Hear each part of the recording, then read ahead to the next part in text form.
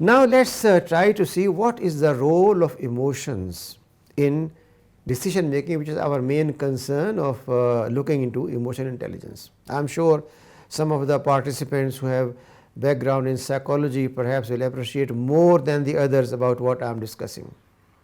But anyhow, this is a very interesting subject for everyone, for anyone.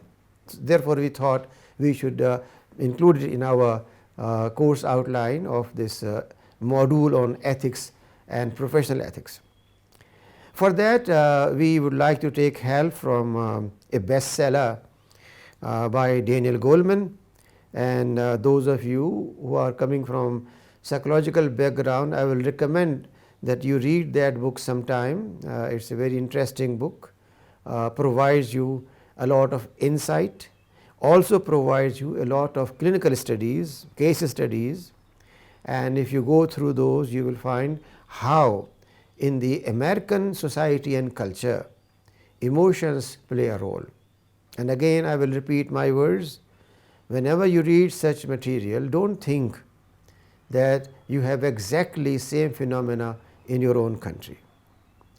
Particularly for those who are in applied psychology, when you apply your theoretical framework, then don't forget that theoretical framework has been developed, deeply influenced by a specific culture, and that culture is based on racism, gender disparity, and color complex, that white are superior to blacks, and so on and so forth. So, when you are reading all those theories of behaviorist and structuralist and what not, then don't forget that all those theories emerge from a mind which is either colonialist mind, racist mind, a mind who looks on things from prejudgment standards. Anyhow, so we just picked up this book because it is supposed to be a very good example of how emotions play a role. And I have this quotation from him, which I will be sharing with you with the reference of the book. Clinical psychologists think that emotional mind is far quicker than the rational mind. Its quickness precludes the deliberate analytic reflection that is hallmark of thinking mind. Actions that spring from the emotional mind carry a particularity, a strong sense of certainty. Once an episode is over, rational mind may say, why did I do that for? He gives an example for that, and he says that a couple were out, and when they came back, their home, their house was pitch dark, no light, and as soon as they enter from the closet, when they tried to open the closet, someone came out, and the person was so much frightened, he picked his gun and shot the person down.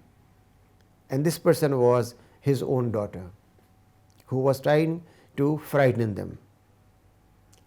This quick judgment made by the person, assuming that in darkness it can only be a thief, a burglar, someone who wanted to attack him, and therefore without thinking and trying to analyze the situation, the person reacts and regrets and says, why I did it?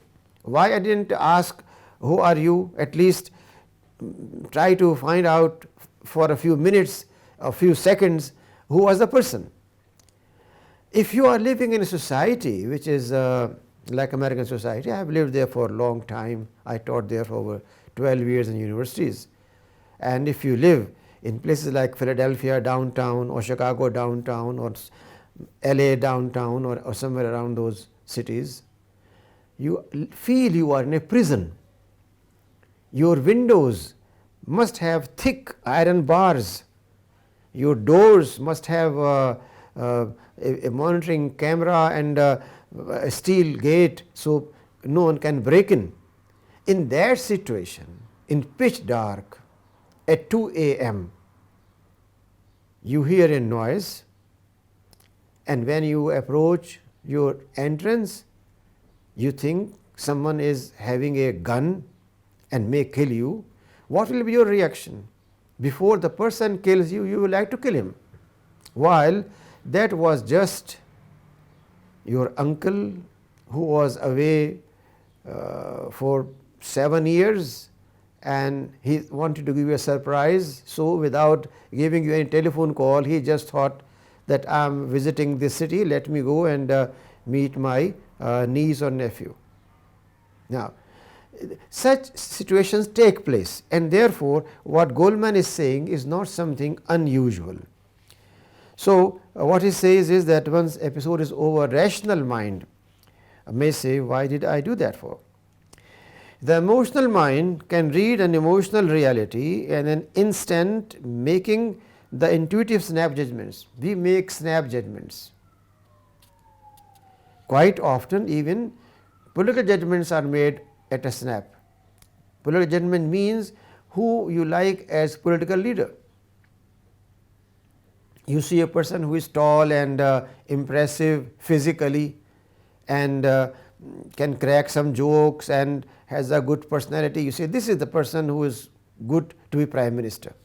But you never try to find out about his background, his professional excellence, his personal character, his capability to handle defense issues, economic issues, cultural issues. Does the person have comprehension on those issues or not? But just because you like the person, you make a snap judgment and make him the prime minister. Therefore, what Goleman is saying has certain truth. So, the emotional mind is our radar for danger. Just as you know, in airports you have a radar that tells people about what airplanes are approaching, and in every plane you have a radar which shows where they are going. So, it is a radar that is in human mind. If we wait for the rational mind to make some of these judgments, we might not only be wrong, we might be dead. This is the feeling that prevails, and therefore, quite often people make very quick judgments. A husband and wife, newly married, disagree on some issue, and the wife or husband in anger throws a plate on floor and breaks it into pieces. The other response is, okay, if this is so, I am leaving, and story is over. Is that a rational judgment or emotional judgment? Therefore, such situations exist to which Goleman is referring. The drawback is that these impressions and intuitive judgments, because they are made in snap of a finger, may be mistaken or misguided. You may have mistaken the information that you collected, it came from anyone and it was wrong, but you just acted on it.